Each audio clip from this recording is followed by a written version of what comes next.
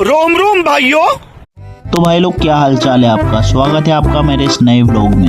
तो अपने दिन की शुरुआत हो जाती है और अब टाइम था अपने चाय पीने का। तो चाय पीने के जस्ट बाद अब टाइम था अपने नूनू मैडम को सुबह का नाश्ता करवाने का। नूनू का नाश्ता चल ही रहा था, तब तक बाहर से उसकी मौसी भी आ जाती है। तो बिना किसी भेदभाव के इनको भी नाश्ता कराया जाता है और उसके बाद मैं बैठ जाता हूँ अपने कॉलेज नोट्स को रिवाइज करने के लिए।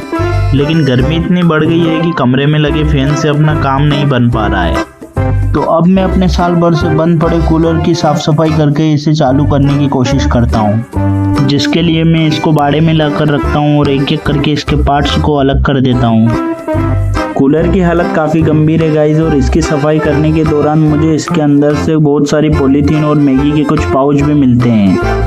इतने तेजस्वी लोग हैं हमारे पास। पानी फ्लो करने वाली मशीन को आप खुद देख सकते हैं गाइस, पूरी तरीके से जंग खा चुकी थी। लगता है मामा जी की उम्र हो गई है बाबा। लेकिन आपका भाई जैसे तैसे इसको रिपेयर करके वापस से चालू करने की कंडीशन में ले आता है। अब अपने कॉलेज का भी टाइम हो जाता है, तो कूलर की ठंडी हवा में बैठकर खाते हैं खाना और निकल जाते हैं रेडी होकर अपने कॉलेज के लिए। सूर्य देवता अपनी ब्राइटनेस को बिल्कुल भी कम नहीं कर रहे हैं, तो मैं अपनी सेफ्टी को घर से लेकर ही निकलता हूँ। रास्ते में बहुत अच्छे व्यू देखते हुए पहुँच जाते हैं चाय की टपरी पर, जो बहुत दिनों से बंद पड़ी है।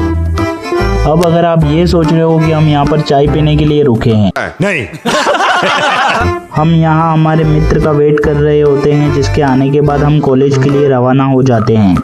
कॉलेज पहुँचने के बाद सबसे पहले ठंडा पानी पीते हैं। उसके बाद हमारी वर्कशॉप ट्रेनिंग स्टार्ट हो जाती है। हमारे राजू भैया इस बंद पड़ी ग्राइंडर मशीन को स्टार्ट करके सर की नज़रों में अपना रोला जमाने का प्रयास करते हैं। बहुत तेज हो रहा है, बहुत तेज हो रहा साल।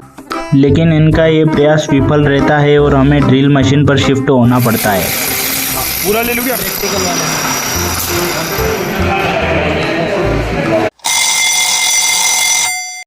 लंच टाइम में हमारे इंग्लिश वाले टीचर हमें हिप्नोटाइज वाला गेम सिखाते हुए एंटरटेन करते हैं। मैं और मेरे फ्रेंड तो फर्स्ट राउंड में ही बाहर हो जाते हैं। अब देखते हैं इस धरती से विलुप्त हुई प्रजाति को, जो भीड़ भाड़ वाली दुनिया से दूर बैठकर अपने उज्जवल भविष्य की कल्पना कर रही थी।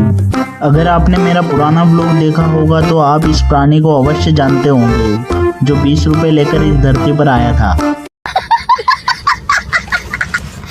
ये भैया अपनी धुन में मस्त थे। तब तक हम लोग कॉलेज गेट तक घूमने के लिए निकल जाते हैं। तब रास्ते में हमें एक कबूतर दिखाई देता है, जो काफ़ी दयनीय अवस्था में सड़क पर पड़ा हुआ था। तो हम इसे उठाकर कॉलेज के अंदर ले आते हैं और अच्छे नागरिकों का संकेत देते हुए इसे पानी भी पिलाते हैं। सिस्टम पार देंगे।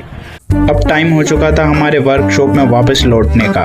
अब हमारी टीम इस नई वाटर प्रेशर मशीन की टेस्टिंग करते हुए आज के दिन की समाप्ति करती है और अपने अपने घरों की ओर प्रस्थान करती है। घर आते आते हम लोग देखते हैं कि रास्ते में हल्की हल्की बूंदाबांदी होती है, लेकिन गर्मी अभी भी जैसी की तैसी थी।